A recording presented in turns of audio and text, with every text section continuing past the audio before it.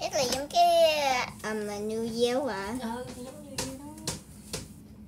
30 tháng 5. Cái thà đi. Có phải vô ngày gì ta? Bác Hồ sinh ra, bác Hồ sinh ra hay là bác Hồ ra đi từ bữa nước hoặc là Tại vì con lớn con đây con vậy đó. hoặc hay là ngày bố con này phải ngày Tổ Hùng Vương ta 1 tháng 6 giờ Tổ Hùng Vương đúng không? Phải không? Con không biết sao mày biết. Con nhớ đó. Con lâu rồi chưa học lịch sử Việt Nam qua rồi.